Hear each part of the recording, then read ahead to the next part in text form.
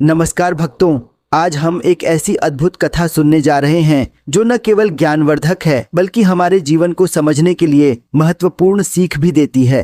इस वीडियो में आप जानेंगे कि महिलाओं के विधवा होने के पीछे क्या कारण होते हैं, इसके संकेत क्या होते हैं और भगवान विष्णु ने माता लक्ष्मी को क्या बताया। साथ ही हम एक विशेष कथा सुनेंगे जो इस विषय को और भी स्पष्ट करेगी। इस कथा में आपको यह जानकारी मिलेगी कि कैसे एक धनवान सेठ की पुत्री सावित्री अपने पूर्व जन्म के कर्मों के कारण विधवा हुई। हम यह भी जानेंगे कि किस प्रकार से भगवान विष्णु ने माता लक्ष्मी को सावित्री की कहानी सुनाई और इसके माध्यम से कई महत्वपूर्ण उपदेश दिए। तो भक्तों, वीडियो में आगे बढ़ने से पहले कृपया चैनल को सब्सक्राइब करें और कमेंट बॉक्स में हर हर महादेव लिखें। साथ ही आप ये वीडियो किस शहर से देख रहे हैं यह भी जरूर बताएं। अब आइए हम इस कथा की गहराई में उतरते हैं।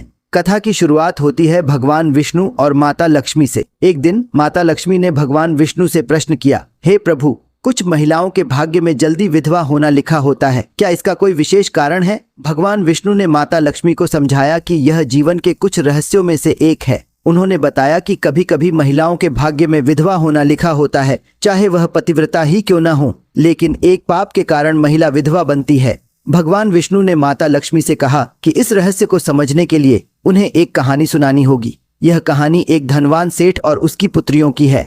सेठ की 3 बेटियां थीं जिनका विवाह अच्छे घरों में हुआ था, लेकिन एक पुत्री जिसका नाम सावित्री था उसे दुख का सामना करना पड़ा।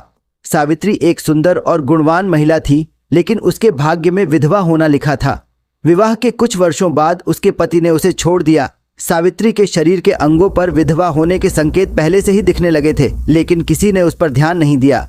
भगवान विष्णु ने माता लक्ष्मी को बताया कि सावित्री के पिछले जन्म में एक ब्राह्मण के घर जन्म लिया था और उसका नाम गायत्री था। गायत्री अपने पिता की इकलौती पुत्री थी और उसके पास धन धान्य की कोई कमी नहीं थी, लेकिन उसका गर्व और स्वेच्छाचारिता उसके लिए दुख का कारण बनी। गायत्री का जीवन धन और ऐश्वर्य से भरा हुआ था, लेकिन उसकी सुंदरता और धन ने उसे गर्वित बना दिया। वह अपने पिता के सारे लाड प्यार में बिगड़ गई।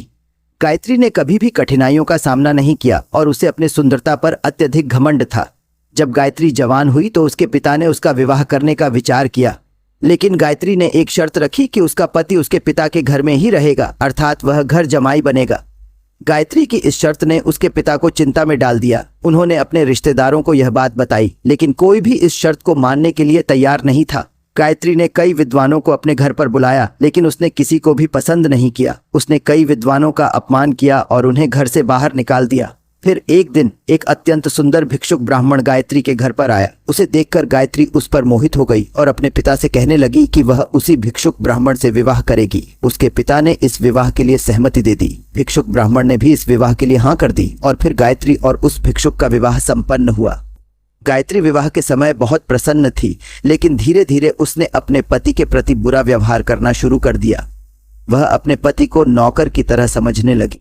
उसने अपने पति की बातों का पालन नहीं किया और यहाँ तक कि उसने अपने पति के साथ धार्मिक कार्यों में भी भाग नहीं लिया। गायत्री का यह स्वेच्छाचारिता भरा व्यवहार उसके पति के लिए दुख का कारण बना। उसके पति ने उसे समझाने की बहुत कोशिश की, लेकिन गायत्री कभी नहीं मानी। एक दिन उसके पति ने सोच लिया कि अब उसे इस रिश्ते को खत्म करना होगा। उसने गायत्री को छोड़कर वन में तपस्या करने का निर्णय लिया।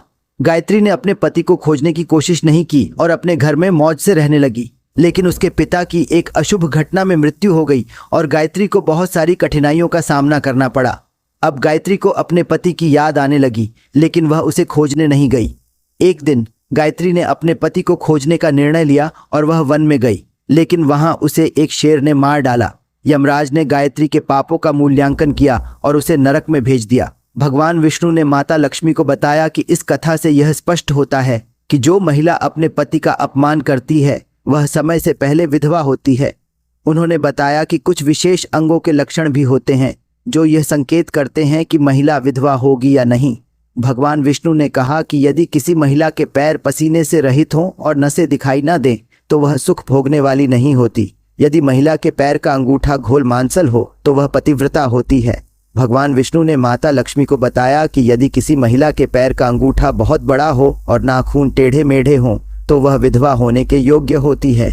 इसी प्रकार उन्होंने कई अन्य लक्षणों के बारे में बताया जो यह संकेत करते हैं कि महिला विधवा होगी या नहीं। इस प्रकार भगवान विष्णु ने माता लक्ष्मी को इस कथा के माध्यम से महिलाओं के विधवा होने के कारण और संकेतों के बारे में गहराई से समझाया। भक्तों, इस कथा से हमें यह सीख मिलती है कि अपने पति का सम्मान करना चाहिए और कभी भी उनके प्रति स्वेच्छाचारिता नहीं दिखानी चाहिए। आखिर में मैं आप सभी से निवेदन करता हूं कि इस ज्ञान को अपने जीवन में अपनाएं और अपने रिश्तों को मजबूत बनाएं। कृपया चैनल को सब्सक्राइब करें और कमेंट में आप कहां से हैं और हर हर महादेव लिखें। इससे हमें आपके साथ जुड़ने का अवसर मिलेगा। धन्यवाद भक्तों, आप सभी का दिन शुभ हो।